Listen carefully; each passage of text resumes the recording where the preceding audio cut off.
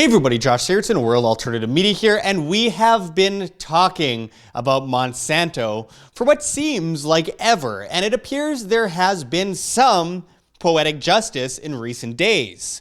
I first started crusading against Monsanto from a free market level over 10 years ago, hosting many marches against Monsanto and trying to spread the message of individual liberty rather than demanding government, the entity that originally propped up and monopolized Monsanto, to solve the problems it created in the first place.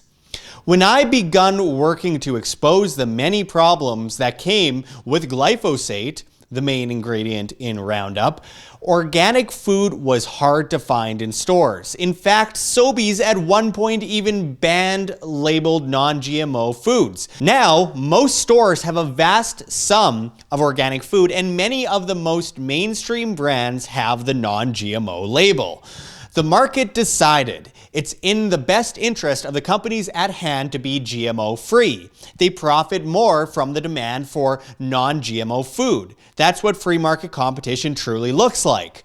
Now, the problem isn't exactly genetic modification as much as it is what that genetic modification is modified for, the chemicals it's resistant to.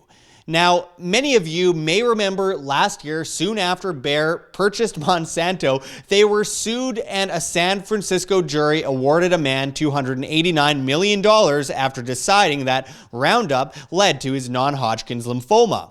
It was later dropped to $78 million, and Monsanto is still appealing it. But it's one of countless lawsuits, and it was a breakthrough case. Well, it's happening again. Monsanto is set to face another cancer victim in court. As this article from Fox Business reports, high-stakes trial over Roundup cancer claim to begin. And as the article says, a jury in federal court in San Francisco will decide whether Roundup weed killer caused a California man's cancer in a trial starting Monday that plaintiffs' attorneys say could help determine the fate of hundreds of similar lawsuits. Edwin Hardiman, 70, is the second plaintiff to go to trial of thousands around the country who claim agribusiness giant Monsanto's weed killer causes cancer. Monsanto says studies have established that the active ingredient in Roundup, glyphosate, is safe. Hardiman's trial is before a different judge and may be more significant. U.S. Judge Vince Chabria is overseeing hundreds of Roundup lawsuits and has deemed Hardiman's case and two others bellwether trials.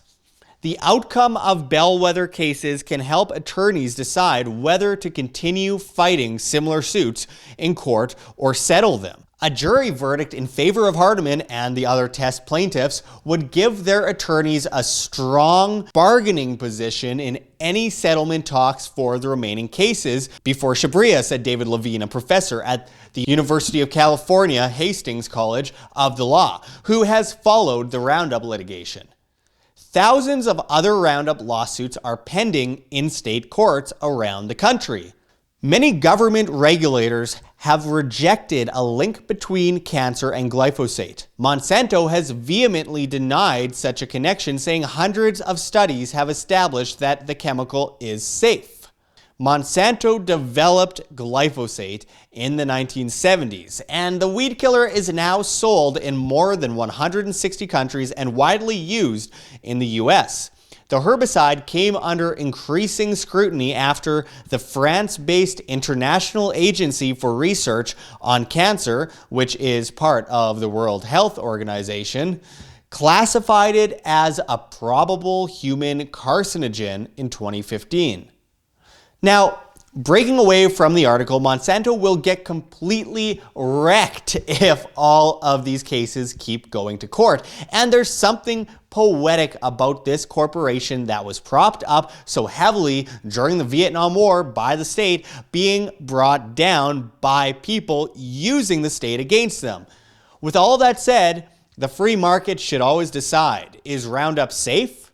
Most people would say it is absolutely not safe, and there is such an overwhelming amount of evidence against Roundup that it's absolutely ridiculous that we still have to have these discussions. But all the same, the market seems to be helping to bring Monsanto down more than anything, and this recent case adds to the reasons many companies are breaking any association with Monsanto and now Bayer.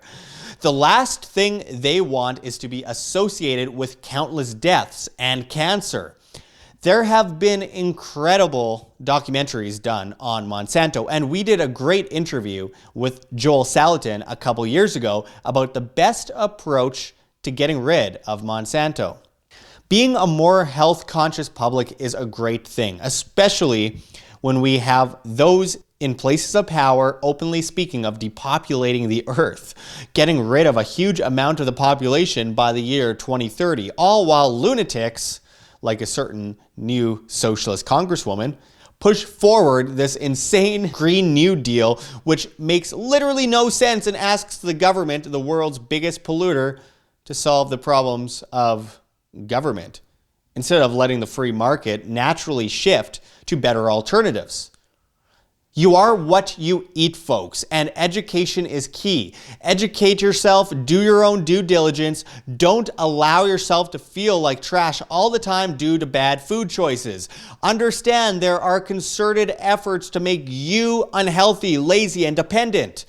Nothing benefits the state more than a dependent, weak populace. Just don't ask for cancer to cure cancer. The government cannot save you from yourself, and it certainly cannot save you from itself.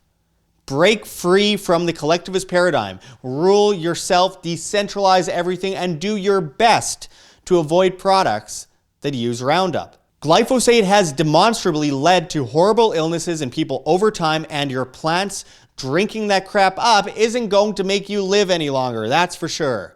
Anyways, thanks for watching, and we will continue to follow this case. Stay tuned, and until next time, this is Josh Sigurdson signing out from World Alternative Media. Find the truth, be the change.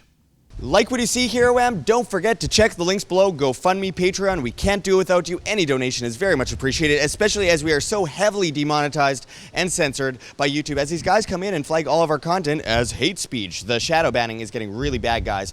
Also, check our Bitcoin address right here on the screen or in the description below. We really appreciate it. And of course, check us out at the Red Pill Expo 2019. Of course, the great G. Edward Griffin and so many other incredible speakers will be there. Our link for that is below as well. And we cannot forget Mike Maloney's goldsilver.com, which you can also find in the description. One of the greatest market and monetary historians out there. We really encourage everyone to check that out.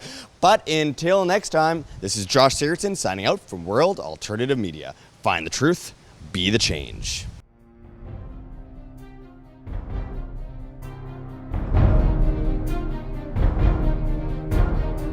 I'm sure you have already changed people's minds in your young age because you're involved, and I like that.